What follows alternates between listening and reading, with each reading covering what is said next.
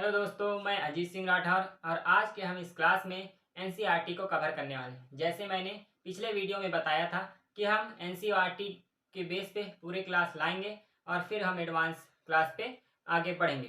तो आज का जो क्लास है यह जियोग्राफी एनसीईआरटी 6 क्लास को लेकर है, जिसमें हम हमारा पर्यावरण के अंतर्गत सौर मंडल को पढ़ेंगे। ठीक, तो आज हम जानेंगे ये जो मैंने नोट्स बनाया है, ये नोट्स आप देख रहे हैं, ये जो नोट्स है ना, ये मैंने जो एनसीईआरटी को 10-12 बार पढ़ा है, उसके बाद और जो टॉपर्स हैं उनसे डिस्कस यानी कि उनकी नोट्स मिला के जो कहा जाए तो पूरे पार्ट का जो निचोड़ है उसको मैंने यहाँ नोट किया है और इसके आधार पे आपको मैं पढ़ा रहा हूँ। अगर आपको एनसीईआरटी पूरी तरह से पढ़ने का वक्त नहीं है, आप पार्ट टाइम जॉब करते हैं या किसी प्रकार की समस्या के कारण आप एनसीईआरटी को अच्छे से पढ़ाई नहीं कर पा रहे, तो आपको टेंशन लेने की ज़रूरत नहीं, क्योंकि इसके द्वारा आप पूरी एनसीईआरटी कवर कर सकते हैं। तो देखो, अब आगे बढ़ते हैं दोस्तों।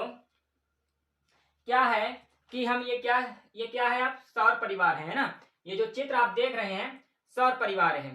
तो मैं अगर इसी के बेस पे पहले हम बढ़ते हैं, तो ये जो सौर परिवार है, ठीक, ये क्या है, सौर परिवार है, जिसमें आपको ये दिख रहा होगा सूर्य।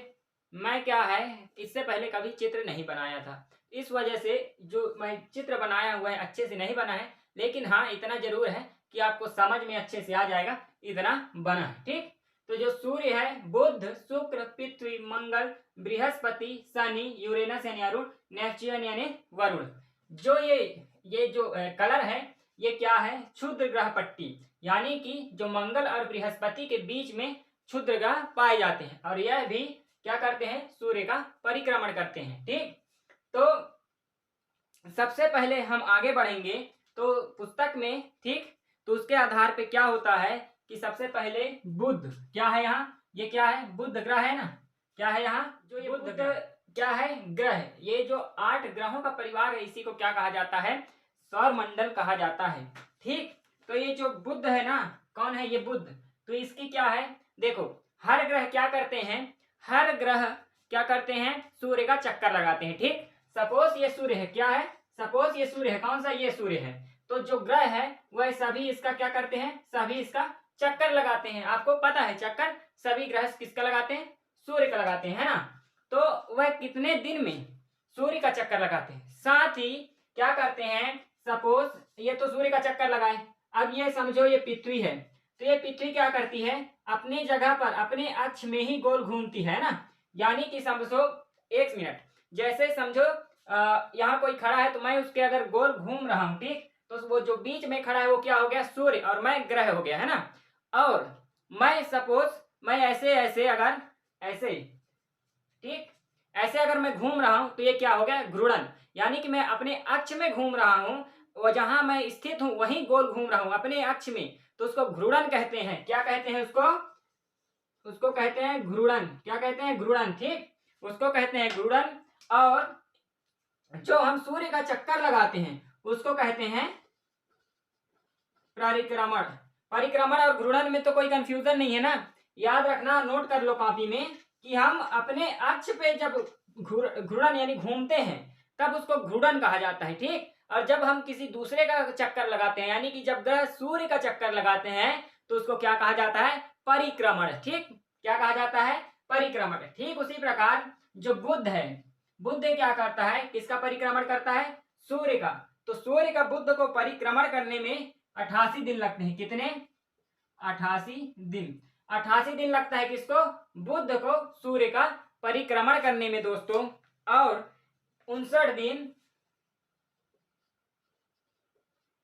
59 दिन क्या करता है, 59 दिन में वह अपने आप एक बार घूम जाता है। यानी कि अगर मैं एक बार ऐसे एक बार घूम रहा हूं, तो अगर सपोज मैं बुध हूं, क्या हूं, बुध हूं, है ना। अब पढ़ने को क्या है, हम पढ़ने के लिए तो मान ही सकते हैं ना, क्योंकि याद रखना, हमको अपने लक्ष्य को प्राप्त करने के लिए कुछ भी करना पड़े हमको करना चाहिए। जब तक हमको प्राप्त ना कर लें, तो हमको अगर समझना है तो हमको समझने के लिए कुछ भी करना पड़े हमको करना ही चाहिए, और हम करेंगे, और मैं आपको वहां तक पहुंचा के रहूंगा। तो जो बुध है, सपोज मैं बुध हूं, अगर मैं एक चक्कर लगा ले रहा हूं तो क्या है, 88 दिन में मैं एक बार सूर्य का चक्कर लगाता हूं, और 59 दिन में क्या कर रहा हूं, अपने आप अपने जगह में 59 दिन में घूम रहा हूं। ठीक, ये वाला है जो ये राउंडिंग है। ठीक, ठीक उसी प्रकार जो शुक्र है ना, ये शुक्र, ये लाइनिंग क्या है, शुक्र की है। तो जो शुक्र की लाइनिंग है वह 255 दिन में, कितने दिन में, 255 दिन। 255 दिन में क्या कर रहा है, सूर्य का एक चक्कर लगा रहा है। कितना लगा रहा है, सूर्य का जो एक चक्कर है वह कितने दिन में लगा रहा है, 255 दिन में। और अपने आप में घूम रहा है, मतलब अपने जगह में घूम रहा है, घूर्णन कर रहा है। तो घूर्णन कर रहा है मित्रों 243 दिन। कितने दिन, 243 दिन। 243 दिन में क्या कर रहा है, अपने आप में घूम रहा है, अपने आप में। यानी कि मैं अगर अपने अपने घूर्णन अपने जगह में घूमना, अपने अक्ष में घूमना। ठीक, सपोज हम जब ग्लोब, अब अच्छा आप ग्लोब तो देखे होगे ना, जिसको पकड़ के ऐसे घुमा देते हैं। तो जब घुमाते हैं तो क्या करता है, अपने अक्ष में घूमता है। तो वह अपने अक्ष में जैसे घूमता है तो वह कितने दिन में घूमता है, तो शुक्र अगर अपने अक्ष में घूमता है तो 243 दिन में घूमता है। और 255 दिन में सूर्य को एक बार चक्कर लगा लेता है। ठीक, कंफ्यूज नहीं है, कंफ्यूजन बिल्कुल भी नहीं है, बिल्कुल ही सरल शब्दों में समझा रहा हूं। अब सपोज पृथ्वी क्या करता है, सूर्य का, पृथ्वी क्या कर रहा है, सूर्य का ना, पृथ्वी सूर्य का कितना दिन में चक्कर लगाता है, तो पृथ्वी सूर्य का 365 दिन में, 365 दिन में। यानी कि जब सूर्य का एक चक्कर पृथ्वी लगा लेता है तो हमारा क्या हो जाता है, एक साल कंप्लीट हो जाता है। यानी 365 दिन में पृथ्वी एक चक्कर सूर्य का लगाता है। और अपने में, और घूर्णन कब करता है, एक दिन में। यानी एक दिन में अपने आप में एक बार घूम लेता है, यानी घूर्णन कर लेता है। और सूर्य का चक्कर 365 दिन में लगा लेता है। मित्रों कंफ्यूज नहीं होना है ना। अगर कोई भी कंफ्यूजन है, कंफ्यूजन हो भी जाती है कभी कभी, तो अगर कंफ्यूजन आ जा रहा है तो आप कमेंट करें, हम कंफ्यूजन को क्लियर करेंगे। ठीक, मंगल भी एक ग्रह है। क्या है, मंगल भी राउंडिंग मारता है, किसका, सूर्य का। तो जब मंगल की बात कर रहा है तो 687 दिन, 687 दिन, ये जो 687 दिन है ना, 687 दिन क्या करता है, सूर्य का परिक्रमण करता है। यानी कि सूर्य का पूरा चक्कर लगाने में मंगल को 687 दिन लग जाता है। ठीक, कितने दिन, 687 दिन। और एक दिन अपने अक्ष में घूमने में लगता है। ये सब अपने कॉपी में नोट करते जाइएगा, याद रखना। और अगली क्लास से जब जियोग्राफी की क्लास हो रही है तो कोशिश करें एटलस अपने पास एक ऑक्सफोर्ड की या किसी भी अच्छी जो कंपनी हो जिसमें हर एक चीज शुद्धिकरण के साथ हर एक नॉलेज अच्छी सही नॉलेज हो, ऐसे एटलस को आप ले लें ताकि हम अच्छे से समझ पाएंगे। ठीक, अपने पास है, हम अगले बार से एटलस में भी कुछ कार्य करेंगे। ठीक, ये जो अपन देख रहे हैं, ये मोटी सी जो जिसमें कलर किया हूं मैं, ये क्या है, क्षुद्र ग्रह। क्या है, ये क्षुद्र ग्रह है ना। फिर बृहस्पति, बृहस्पति भी क्या करता है, सूर्य का चक्कर लगाता है। क्या करता है, सूर्य का चक्कर लगाता रहता है। तो जो बृहस्पति है वह 11 साल 11 महीने, यानी कि लगभग इसको 12 साल कहते हैं। क्या कहते हैं, 12 साल। जो बृहस्पति है, बृहस्पति कौन है, ये बृहस्पति जो सूर्य का चक्कर लगाता है, लगभग 12 साल इसको लगता है। आप सोच सकते हैं 12 साल में यह सूर्य का एक चक्कर लगाता है। और अपने अक्ष में 9 घंटे 56 मिनट क्या करता है, 9 घंटा 56 मिनट, यानी 9 हावर्स 56 मिनट लिखा है। तो आप समझ लेना 9 घंटा 56 मिनट में अपने अक्ष में एक बार घूम जाता है। कौन, बृहस्पति। ठीक, और फिर शनि है, शनि क्या करता है, 29 साल 5 महीने, 29 साल 5 महीना, 29 साल 5 महीना में शनि एक चक्कर, कितना, सिर्फ एक चक्कर किसका, सूर्य का लगाता है। कितना, एक चक्कर 29 साल 5 महीने में लगाता है। और शनि क्या करता है, 10 घंटे 40 मिनट, 10 घंटा 40 मिनट, 10 घंटा 40 मिनट में अपने आप यानी अपने जगह, यानी सपोज मैं ऐसे घूम रहा हूं ना, तो ऐसे जो क्या है, शनि 10 घंटा 40 मिनट में घूम जाता था, है ना। यूरेनस, यूरेनस 84 साल, इसको बहुत दिन लगता है भैया, 84 साल, 84 साल ना, ये थोड़ा सा अलग टाइप बन गया है, एक सेकेंड मिटा के लिख दे रहा हूं मैं। हाँ, 84 साल लगता है यूरेनस को, यानी कि अरुण को क्या करने में, सूर्य का एक चक्कर लगाने में, केवल एक चक्कर लगाने में, और यह अपने अक्ष में 17 घंटा 14 मिनट, क्या है 17 घंटा 14 मिनट, 17 घंटा 14 मिनट में अपने अक्ष में एक बार क्या कर लेता है, घूम जाता है, घूर्णन कर लेता है। कौन? यूरेनस। ठीक। फिर है नेपच्यून, यह क्या करता है 164 साल 164 साल में एक राउंडिंग मारता है। कितना राउंडिंग? एक राउंडिंग मारता है। किसका? सूर्य का, है ना। कौन? नेपच्यून। ठीक। और 16 घंटे 7 मिनट, कितना?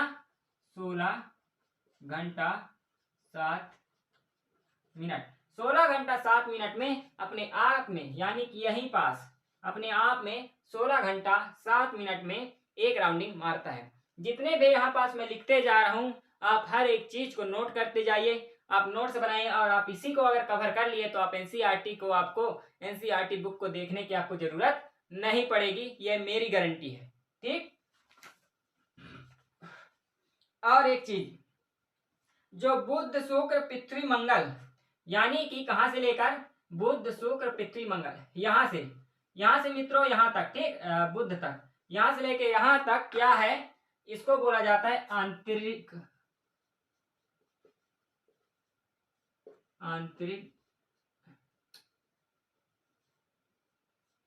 ग्रह, यानी बुध शुक्र पृथ्वी मंगल।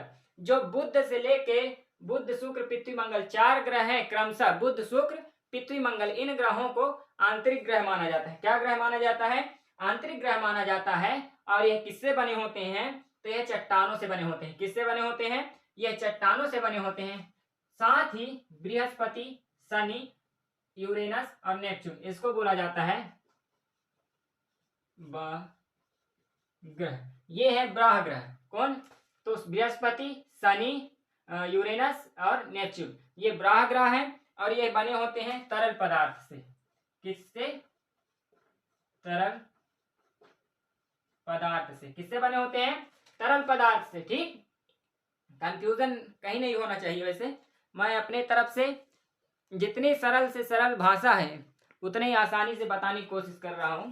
ठीक। तो इतना हुआ, आप नोट कर लीजिए।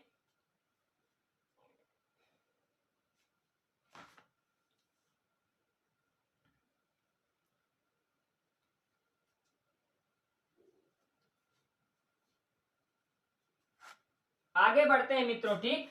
आगे बढ़ेंगे तो आप देखेंगे कि सूर्य का भी हमको क्या दिखाई देता है, सॉरी सूर्य नहीं, चंद्रमा का भी हमको ऐसे गोल आकार में दिखाई देता है कि नहीं? आप ही बताइए। दिखाई देता है ना? कभी कभी नहीं, सिर्फ एक दिन, महीने में एक दिन। उस दिन को क्या कहते हैं हम? पूर्णिमा। यानी कि जिस दिन महीने में एक दिन आता है, वो जिस दिन हमको सूर्य सॉरी चंद्रमा रात में, यानी शाम को या रात में पूरे गोल आकृति में दिखती है या दिखता है, तो क्या बोलते हैं उसको? पूर्णिमा बोलते हैं। चंदा मामा बोलते हैं ना। बच्चों को बोला जाता था पहले समय में, क्या बोला जाता था? चंदा मामा दूर के मोती मानुष चून के, ऐसे टाइप का गाना गा के क्या कहा जाता, बहलाया जाता था, बच्चों को खिलाया जाता था। तो क्या है, हमारे देश में विभिन्न प्रकार की मान्यताएं रहती हैं, लेकिन फिलहाल अभी हम इसमें ध्यान देंगे। तो जो चंद्रमा अगर पूर्ण दिखाई देता है तो उसे पूर्णिमा को, और कब दिखाई देता है नोट करना, पूर्णिमा को। और इसके 15 दिन बाद, कितने दिन बाद? 15 दिन बाद क्या आता है? कौन कौन जानता है? कमेंट करो। 15 दिन बाद आता है अमावस्या। गाना है ना, काली काली अमावस की रात में, काली निकली कल भैरव के साथ में, ओ काली काली ओ महाकाली। तो अभी नवरात्रि गया है जस्ट ना, कुछ दिन पहले, इसलिए याद आ गया गाना। तो ये अमावस्या वही अमावस्या है जो पूर्णिमा के 15 दिन बाद हमको प्राप्त होती है। ठीक। सूर्य, चंद्रमा तथा वे वस्तुएं जो रात के समय आसमान में चमकती हुई दिखाई देती है। यानी कि अपन ये जो इतने सारे ग्रह हैं, इनके बीच में कुछ ऐसे बिंदु होंगे, है ना, ऐसे कुछ, मतलब चमकते हुए सितारे। जैसे हम रात को सपोज देखते हैं, तो हम देखते हैं तो क्या एक तारा दिखता है? हजारों लाखों करोड़ों तारे हमको दिखाई देते हैं ना, किसमें? सौर मंडल में। तो जो वह हमको तारे दिखाई देते हैं, उसी को बोल रहे हैं कि खगोलीय पिंड कहते हैं। क्या कहते हैं? सपोज ये चंद्रमा है ना, तो चंद्रमा के आगे पीछे दाएं बाएं बहुत सारे क्या दिखते हैं, हमको छोटे छोटे चमकते तारे दिखाई देते हैं ना। तो इन तारों को क्या कहते हैं, इन तारों को कहते हैं खगोलीय पिंड। इन तारों को क्या कहते हैं, खगोलीय पिंड। जो चंद्रमा चंद्रमा तो जो ये चमकते हुए किनारे किनारे जो ये तारे दिखाई दे रहे हैं, इसको क्या कहेंगे दोस्तों, इसको कहते हैं खगोलीय पिंड। ठीक, खगोलीय पिंड। और जो ये खगोलीय पिंड है, इनमें स्वयं की क्या होती है, उष्मा होती है, स्वयं की प्रकाश होती है। सपोज हम समझते हैं पृथ्वी एक ग्रह है, तो पृथ्वी में ना उष्मा है ना स्वयं में चमक है, लेकिन सूर्य एक सपोज नहीं, सूर्य एक तारा ही है, तो सूर्य में क्या होती है, उष्मा होती है, सूर्य में क्या होती है, प्रकाश होती है। तो इसमें जो बोल रहा है कि खगोलीय जो पिंड होते हैं उसमें उष्मा भी होती है, उसमें प्रकाश भी होती है, तथा ये किससे बने होते हैं, ये गैस से बने होते हैं। किससे बने होते हैं, ये गैस से बने होते हैं। कौन, जो ये खगोलीय पिंड होते हैं, और इन्हें गैस से बने होते हैं। सूर्य भी एक तारा है, सब यहाँ आ भी गया कि सूर्य एक तारा है। ठीक, जो मैंने पहले ही बताया। नोट एक एक चीज करना, क्योंकि हर एक चीज आपके लिए इंपॉर्टेंट है। ऐसा इसमें कोई भी चीज नहीं जो इंपॉर्टेंट ना हो, क्योंकि मैं हर एक चीज आपके लिए इंपॉर्टेंट देखकर ही लाया हूँ, क्योंकि यूपीएससी चीज ही ऐसा है जो बारीक से बारीक चीजें आपसे पूछ सकता है और पूछता ही है। रात के आसमान में, यानी रात के समय आसमान में तारों द्वारा बनी जो विविध आकृति, अच्छा जो हम देखते हैं ना कहीं पास बहुत सारा, जैसे बहुत सारा तारा रहता है ना, कुछ जगह कम तारे रहते हैं, यानी तारे की कई प्रकार की आकृति होती है, एक तारा नहीं होते।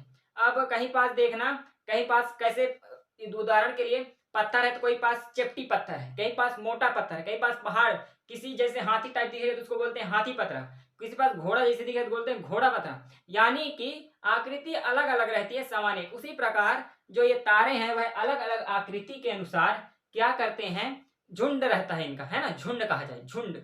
झुंड आप समझ गए होंगे, झुंड बहुत ही फेमस भाषा है।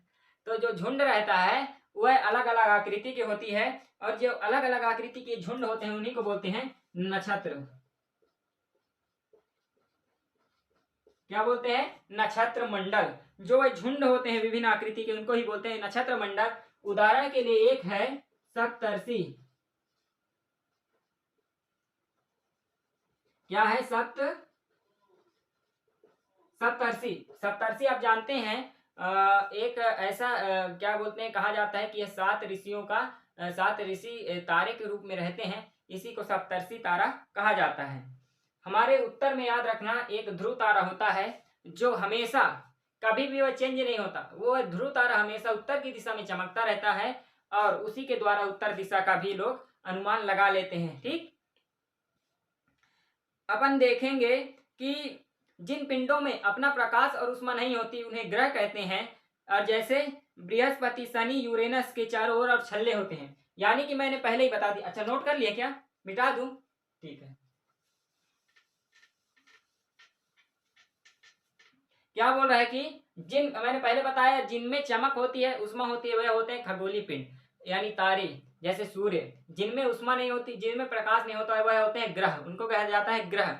और बृहस्पति, शनि और यूरेनस, बृहस्पति, शनि और यूरेनस, ये ऐसे ग्रह हैं जिनके, सपोज ये तारे हैं, ग्रह है ना, तो इसके बाहर में क्या है, ये छल्ला लगा रहता है। ठीक, क्या, छल्ला। तो ये जो छल्ला है ना, क्या है, ये छल्ला है ना, तो ये जो छल्ला है ये किस किस में होता है, बृहस्पति में होता है, शनि में होता है और यूरेनस में होता है। ठीक, और ये बने होते हैं छोटे छोटे पिंडों से। किससे बने होते हैं, छोटे छोटे पिंडों से बने होते हैं। जो वैज्ञानिक लोग बोलते हैं दोस्तों कि यह पहले ग्रह के ही क्या होते थे, भाग होते थे, लेकिन यह विस्फोट के कारण यह ग्रह से अलग हो गए, और यह क्या बन गए, इनके वलय बन गए, यानी कि जो चक्र होता है वह उसके रूप में आ गए। ठीक, जो सौर मंडल है वह 8 ग्रह, उपग्रह, खगोलीय पिंड आदि से मिलकर बनता है, उसको सौर मंडल कहते हैं। इसका मुखिया किसको कहा जाता है, जो सौर मंडल है, यानी देखो यहाँ ये सूर्य है, ये इसको बोले जाएंगे मुखिया, ये सौर मंडल मुखिया है, और ये 8 ग्रह हैं, इनके उपग्रह हैं, इनके खगोलीय पिंड है, उन सभी को मिलाकर सौर मंडल का निर्माण होता है। ठीक, और बोल रहा है कि पृथ्वी से सूर्य की दूरी है ना, किसकी दूरी, पृथ्वी से। सपोज हम ऐसे समझते हैं कि ये क्या है, सूर्य है, क्या है, ये सूर्य है ना, ये सूर्य है, और ये क्या समझ लिए, ये है पृथ्वी। ये क्या है, पृथ्वी है, ये सूर्य है। अब इसकी दूरी है, हमको क्या जानना है, इसकी दूरी। ठीक, तो इसकी दूरी बोल रहा है 15 करोड़ किलोमीटर। क्या है, 15 किलोमीटर, सॉरी 15 किलोमीटर नहीं, 15 किलोमीटर होता तो हम तो अभी राख हो गए होते।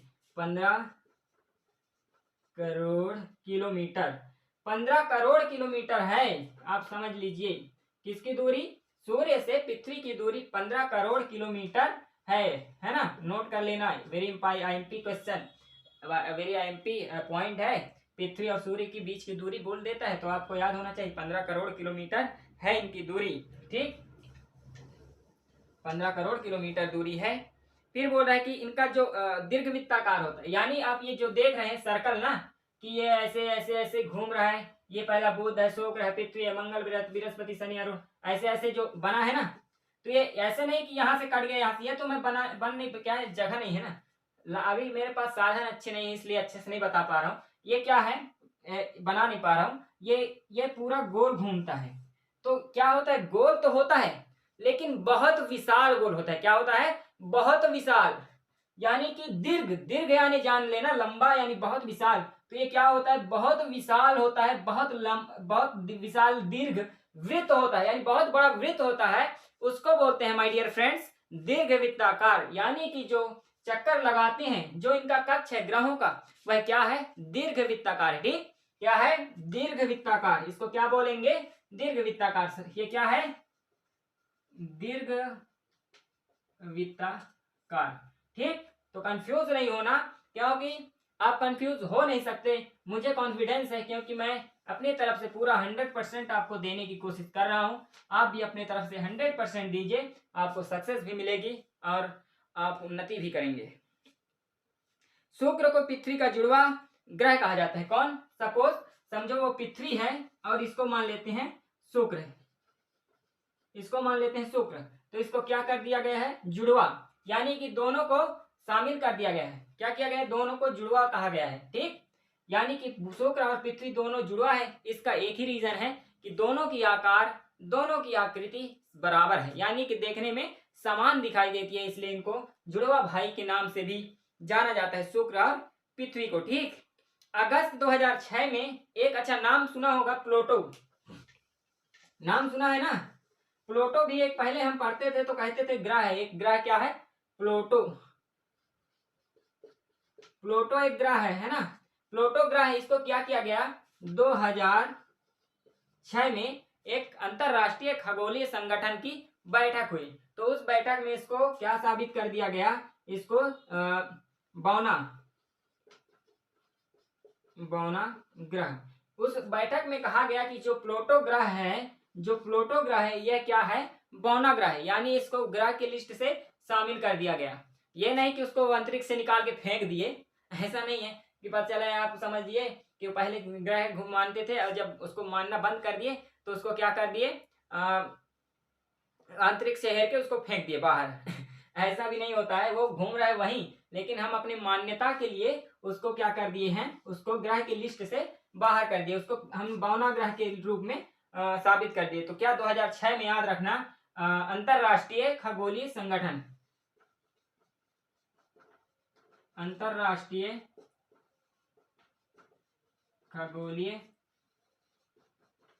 संगठन। नोट कर लेना, इसलिए मैं लिख दे रहा हूं, लेकिन मैं बोल दिया था लेकिन आप नोट नहीं कर पाए, कहीं आपको कठिनाई ना हो, इसलिए मैं यहां से बोल दे रहा हूं। ठीक, तो अंतरराष्ट्रीय खगोलीय संगठन। ठीक, पृथ्वी के आकार को भू आब कहा जाता है, इसका अर्थ होता है यानी पृथ्वी के समान ही आकार।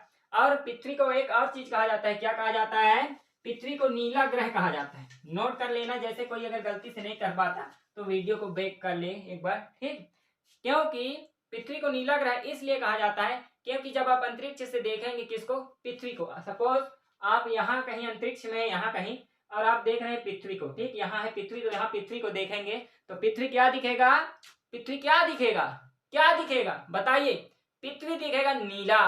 क्या दिखेगा, नीला। क्योंकि पृथ्वी इसलिए नीला दिख रहा है क्योंकि जो ये सपोज हम पृथ्वी को बांट दिए 4 भाग में, है ना, तो 4 भाग में जब बांटेंगे तो ये जो 3 भाग है ना, ये 3 भाग है पृथ्वी का, इसमें क्या भरा है, इसमें भरा है पानी, इसमें भरा है, सॉरी एक भाग और है ना, 2 भाग में, ये 3 भाग में भरा है पानी। जो एक भाग है, ये भाग, ये वाले भाग में है धरती यानी भूस्थल। यहाँ है एक भाग में भूस्थल, 3 भाग में है जल। तो जब बाहर से देखेंगे तो दिखता है नीला, इसलिए इस ग्रह को भी बोला जाता है नीला ग्रह।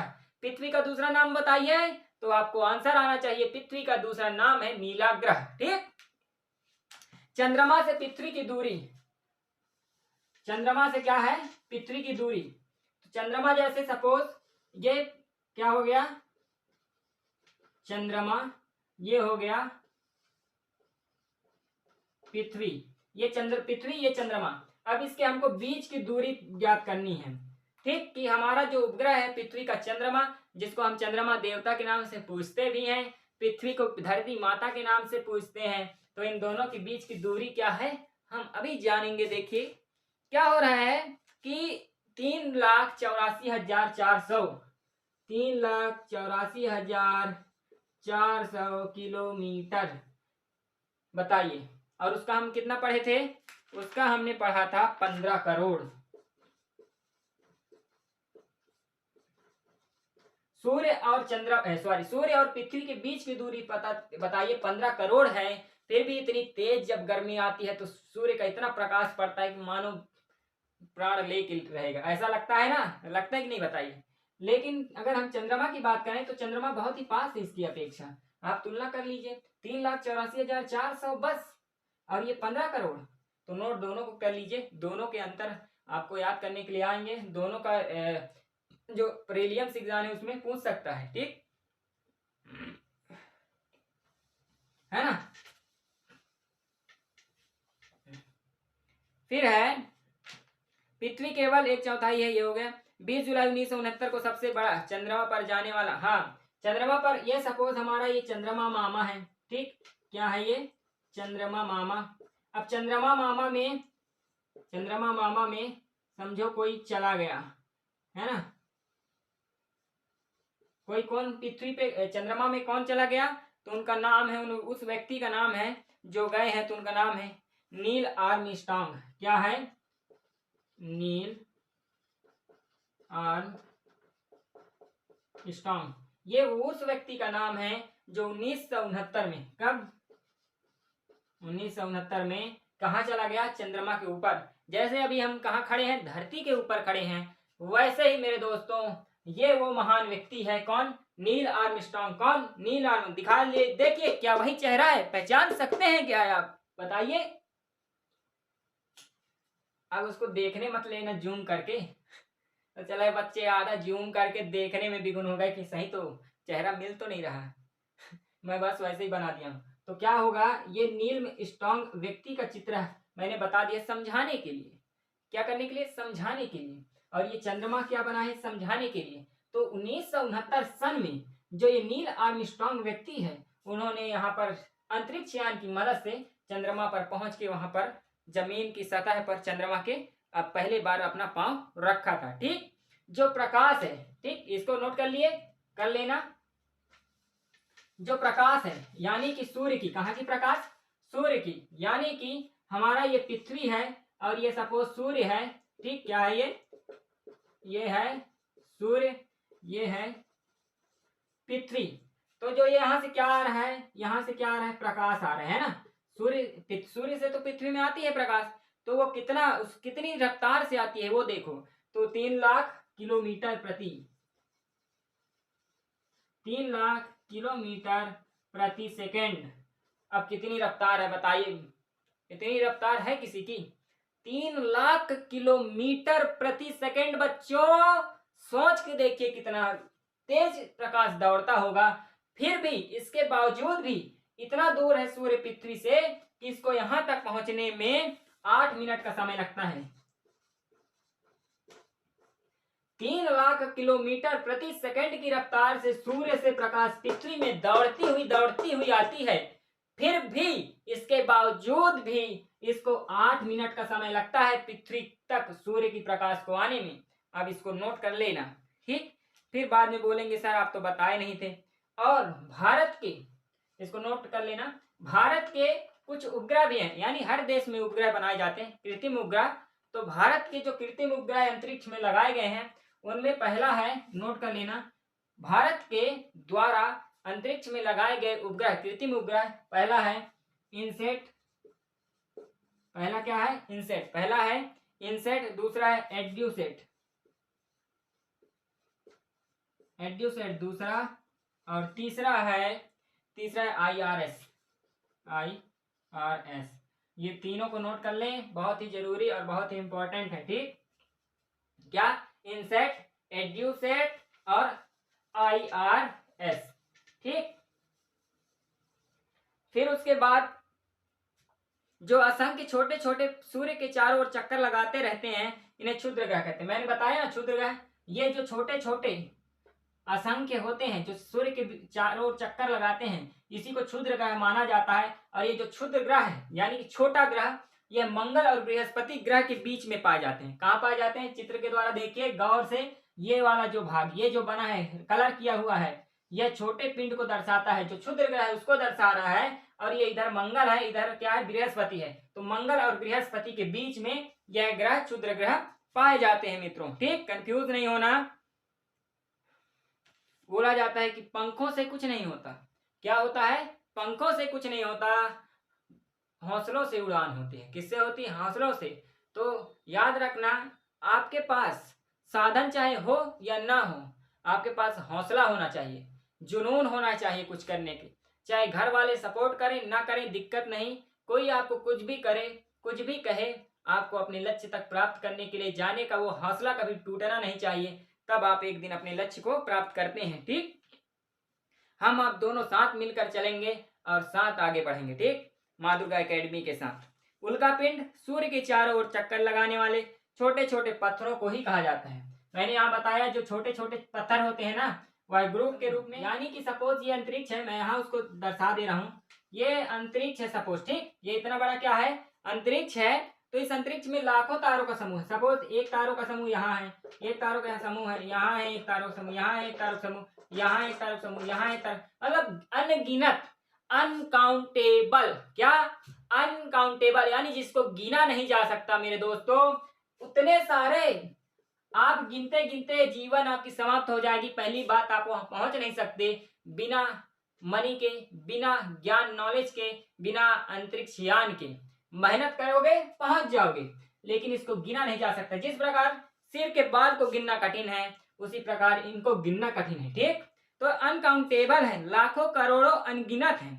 तो ये जो अनगिनत है, इसमें क्या होती है, एक सफेद पट्टी दिखाई देती है। जहां पास जैसे सपोज यहाँ पास बहुत सारे तारे हैं, तो वहां पर सफेद एक पट्टी दिखाई देगी ना, तो उस पट्टी को क्या कहा जाता है, आकाशगंगा, यानी कि मिल्की वे। क्या कहेंगे उसको, आकाशगंगा कहते हैं, इंग्लिश में बोलते हैं मिल्की वे। मिल्की वे इंग्लिश में बोलते हैं, हिंदी में आकाशगंगा बोलते हैं। तो इन जो सफेद सफेद ये पट्टी दिखाई देती है अंतरिक्ष में, ठीक, जहां ज्यादा तारे होते हैं ना, वहां एक सफेद पट्टी दिखाई देती है, उसी को बोलते हैं आकाशगंगा, मिल्की वे। ठीक, हमारा सौर मंडल क्या है, हमारा सौर मंडल भी इसी एक मिल्की वे का क्या है, भाग है। ठीक है ना, तो समझ में आया। जो हमारा सौर मंडल है, सॉरी, जो मिल्की वे है, यह सौर मंडल का ही एक भाग है, सौर मंडल नहीं, ब्रह्मांड का। ठीक, तो जो हमारा सौर मंडल है, सौर मंडल किसको बोलते हैं, मैंने बताया था, जो ये सूर्य है, 8 ग्रह है, यहाँ पिंड है, उल्का पिंड है, क्या बोलते हैं, उपग्रह है, क्षुद्र ग्रह है, इन सभी को मिला के एक सौर मंडल का निर्माण होता है। जिस प्रकार हमारे परिवार में हमारे पापा मुखिया होंगे, उसी प्रकार इस परिवार में, सौर मंडल के परिवार में, यह सूर्य मुखिया है। कौन है, सूर्य मुखिया है, सूर्य, sun is father, sorry sun is प्रमुख कहा जाए तो, किसका सरदार है, किसका, पूरे ये सौर मंडल का। और जो मैंने अभी क्या बताया, आकाशगंगा, उसी आकाशगंगा का हमारा सौर मंडल, ये सौर मंडल एक क्या है, भाग है। अब देखते हैं ब्रह्मांड क्या है, क्या क्या है, ब्रह्मांड क्या है, ब्रह्मांड को समझते हैं। ब्रह्मांड बोल रहा है लाखों आकाशगंगाएं, आकाशगंगाएं मैंने बताया ना, लाखों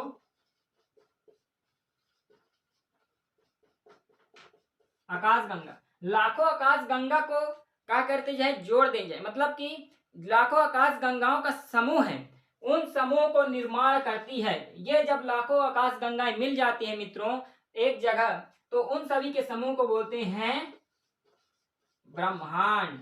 और ब्रह्मांड कितना बड़ा है इसकी कल्पना नहीं की जा सकती। ये समझ लीजिए कि आज तक साइंस भी इसका पार नहीं पाया है, यानी साइंस को भी पता नहीं है कि जो ब्रह्मांड है कितना बड़ा है, इसका आकार कितना बड़ा है, इसकी अभी उसने कल्पना तक नहीं की है। एक काम वो कर सकता है जो कर रहा है कि अभी तक सर्च कर रहा है। साइंस भी क्या कर रहा है, सर्च पे लगा है, पर रिजल्ट अभी नहीं पाया है। इतना बड़ा ब्रह्मांड है कि उसके बारे में अभी कोई भी जानकारी नहीं है कि वो कितना बड़ा है। बस ये है कि हम इसी ब्रह्मांड में रहते हैं। क्या करते हैं, इसी ब्रह्मांड में रहते हैं, यह यूनिवर्सल ट्रूथ है। ठीक, तो आज हमने दोस्तों क्या किया है, सौर मंडल हमारा पर्यावरण के अंतर्गत इसको कंप्लीट किया है। ये हमारा एनसीईआरटी का पहला क्लास है। इसके बाद हम दूसरे क्लास में बढ़ेंगे। ठीक, दूसरे क्लास में पढ़ेंगे ग्लोब, अक्षांश एवं देशांतर। तो हमको आज की जानकारी कैसी लगी आप लोगों को कमेंट करके बताइएगा, क्योंकि जैसे आप लोग कमेंट करते हैं, आप लोगों के द्वारा जो हमको फीडबैक मिलता है, उससे क्या होता है, हम भी थोड़ी मोटिवेट होते हैं। हम भी सोचते हैं कि जब बच्चे भी हमको फीडबैक दे रहे हैं, उनको बेनिफिट मिल रहा है, तो क्यों ना हम वो एक कदम बढ़ा रहे हैं तो हम 2-3 कदम और बढ़ाएं। तो जब आप अपना 5% भी देते हैं तो हम पूरी 95% देने के लिए यहाँ माँ दुर्गा एकेडमी के प्लेटफॉर्म में खड़े होते हैं। तो आप अगर यूपीएससी की तैयारी करते हैं, सीजीपीएससी की तैयारी करते हैं, तो बिल्कुल निश्चिंत होकर फ्री में यहाँ से एजुकेशन लें, ऑनलाइन क्लास लें और अपने ड्रीम को, अपने सपने को अमल करें और बिना किसी फाइनेंशियल का ले जाए समस्या का सामना किए बिल्कुल फ्री इस प्लेटफॉर्म से जानकारी लें, यहाँ से एजुकेशन प्राप्त करें और अपने सपने को साकार करें। तो अगली क्लास में मिलते हैं दोस्तों, तब तक के लिए थैंक यू। जय हिंद मित्रों, नमस्कार।